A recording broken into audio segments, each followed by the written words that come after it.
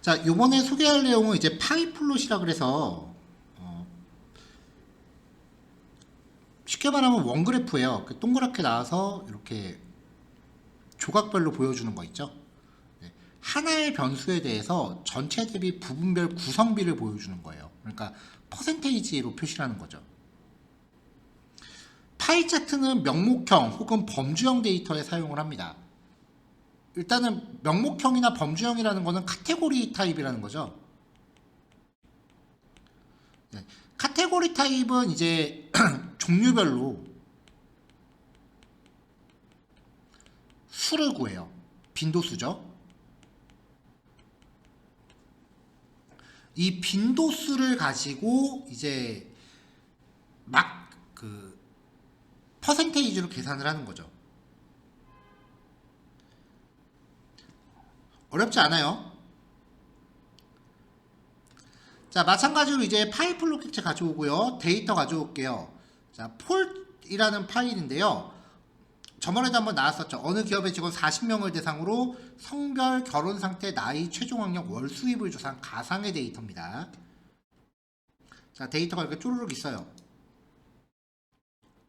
쭉 이렇게 표시가 되고요. 일단 그래프 초기화하는 코드 들어가 있습니다. 여태까지 계속 똑같은 코드니까 넘어갈게요. 자, 일단 데이터 전처리를 하자고요. 성별 데이터에 대해서 밸류 카운트를 뽑아요. 그러면 성별로 이제 개수가 나오죠. 이거를 얘가 지금 데이터 타입이 시리즈 객체입니다. 그러니까 인덱스를 갖고 있고 밸류를 갖고 있어요. 자, 이 성별에 대해서 값을 리스트로 변환하고요. 또 성별에 대해서 인덱스를 리스트로 뽑아서 리스트로 분류해서 출력해 보면은 각각의 데이터를 얻을 수 있죠. 그러니까 지금 우리가 쓰고 있는 매트플롯 LIB라고 하는 이 라이브러리는 어떻게 해서든지 표시할 데이터를 리스트로 뽑아내는 거예요. 자, 이제 파이 그래프 볼게요. plt.py 함수를 호출하고요. 여태까지 계속 똑같이 봤었던 이런 앞에서 설명한 메서드들은 이제 설명 생략할게요.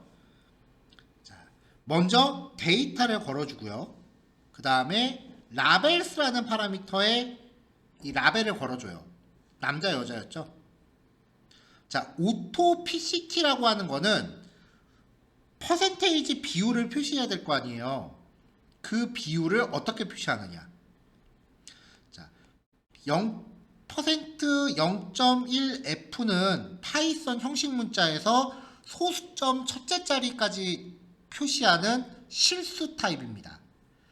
이렇게 들어가는 형식 문자에서 순수하게 퍼센트를 보여주고 싶으면 퍼센트가 두 겹으로 들어가죠.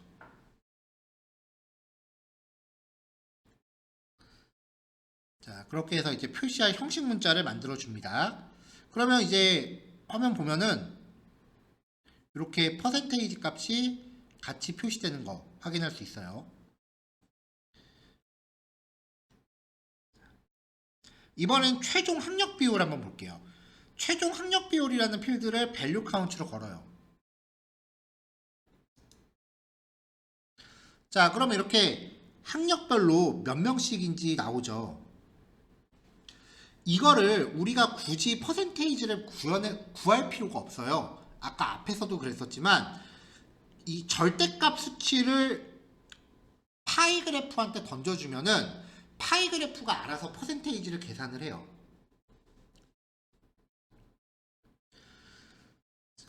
자, plt.py 이번에는 바로 값을 지정했고요. 그 다음에 인덱스를 바로 뽑아서 라벨에 걸었어요. 오토피시티까지는 아까 봤었던 거죠. 추가적인 파라미터입니다. 클래스, 각 조각의 색상을 리스트로 지정합니다. 지금 전체 범주가 5개 종류니까 색상값 5개 만든 거고요. 익스플로드라고 하는 거는 이제 확대라고 표현하는데 이거는 일단 그림 보시는 게 나을 거예요. 0, 0, 0.1, 0.2, 0.3이라는 거 기억하세요.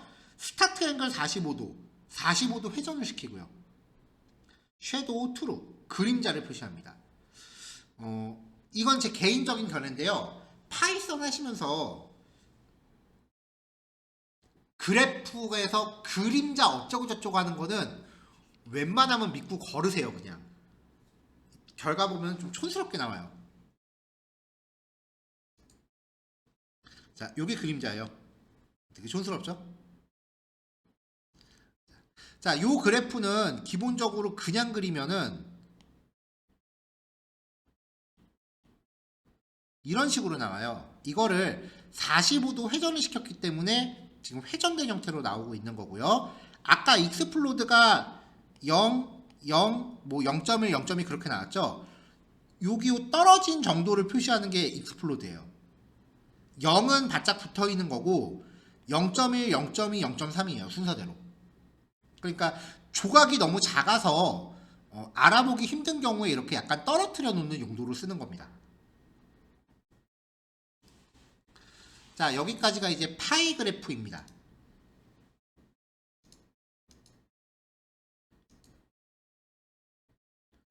자, 이번에는 스캐터 플롯이라 그래서 산점도 그래프에 대해서 얘기를 할게요. 이 산점도 그래프가 탐색적 데이터 분석에서는 그렇게 힘이 없는데 머신러닝이나 아니 통계 분석에서는 사실 얘만 쓴다고 봐도 돼요. 자, 두 변수 간의 영향력을 보여주기 위해서 가로축과 세로축의 데이터 포인트를 그립니다. 그러니까 X축과 Y축의 교차하는 지점을 점으로 찍는 거예요. 이 그래프는 해석하는 방법이 있어요. 이 점들, 마커들이 뭉쳐 있으면 두 변수는 관련성 정도가 높고요. 흩어져 있으면 관련성이 낮아요. 이 관계를 통계에서는 상관관계라고 합니다.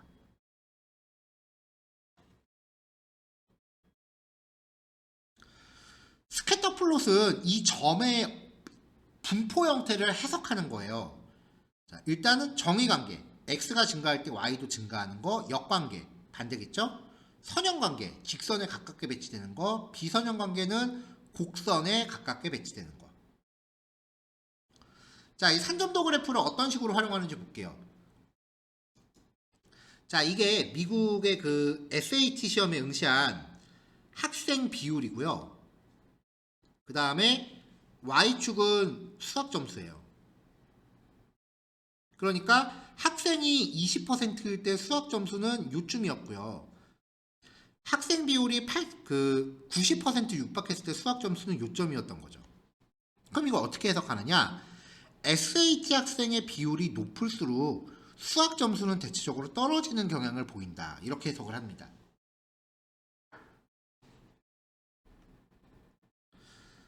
자, 넘파이, 리드 엑셀, 파이플로 가져왔고요. 자, 요거는 이제 기온에 따른 아이스크림 판매량을 기록한 가상의 데이터입니다. 자, 기온과 판매량을 이제 기록한 데이터예요. 그래프 초기화 시켰고요. 자, 산점도 그래프 어떻게 그리나 보죠.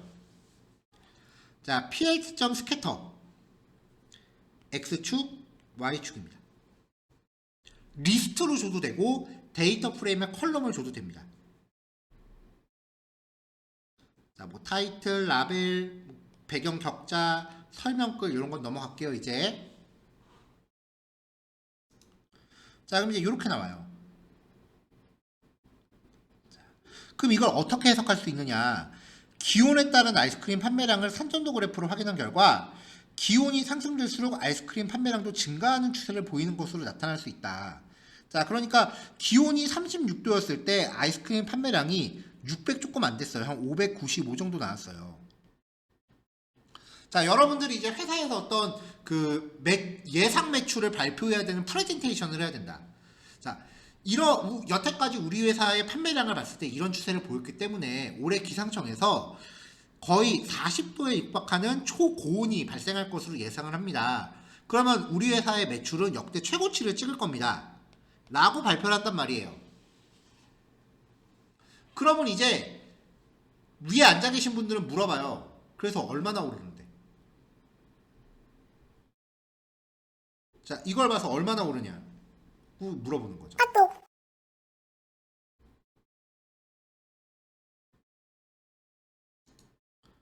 자, 그럴 때 사용하는 게 추세선이라는 겁니다.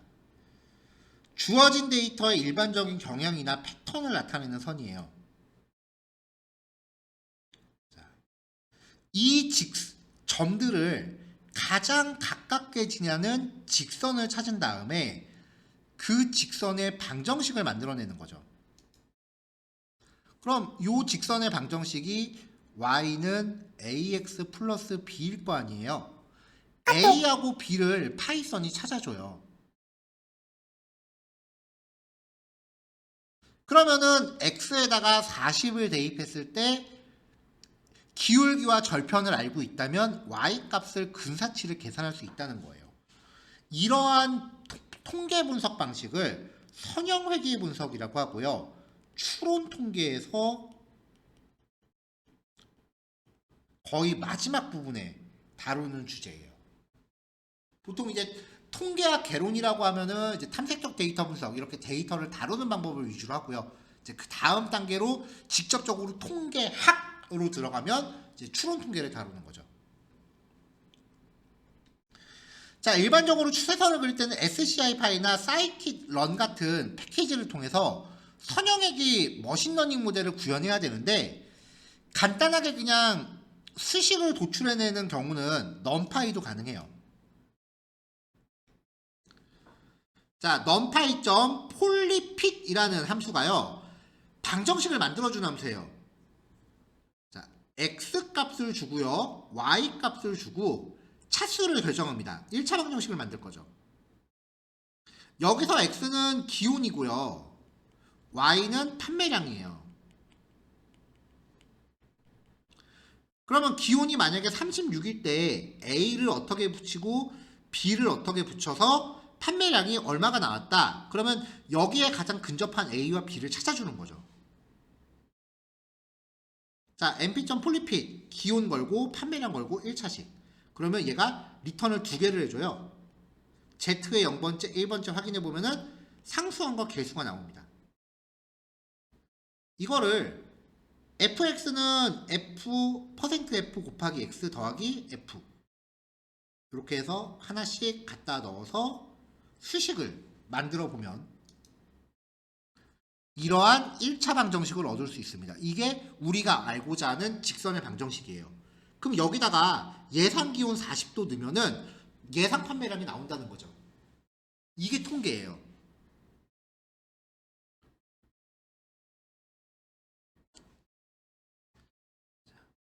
자, 그러면 아까 알아낸 개수와 상수를 담고 있는 게 Z라고 하는 리스트였단 말이에요. 얘를 np.poly1d라는 함수한테 전체적으로 주면은 이 f가 방정식 객체를 만들어요. 그러니까 아까 우리가 만든 요 방정식을 내장하고 있는 객체예요. 그래서 얘한테 x 값을 주면은 얘가 y를 쭈르륵 하고 계산을 해줘요. x가 40. 기온이 40일 경우 아이스크림 판매량은 fx를 구합니다. 그럼 얘가 y를 계산해줘요. 이렇게요.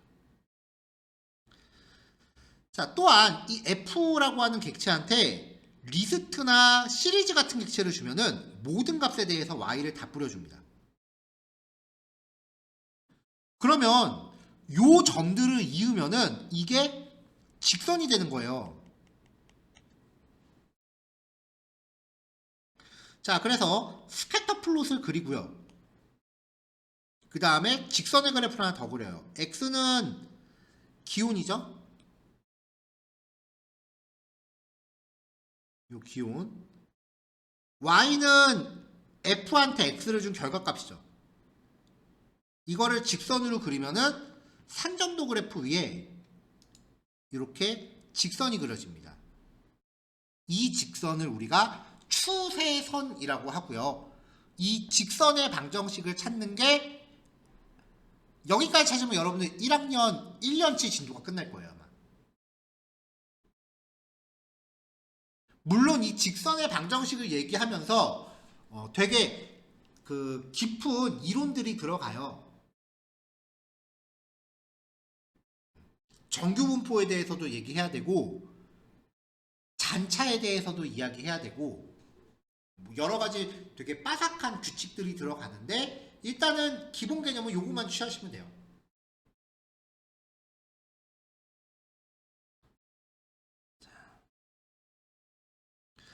자, 요번 교시는 요거까지 하는 걸로 할게요. 자, 마찬가지로 3시 20분까지 실습하시고 3시 반에 만납시다.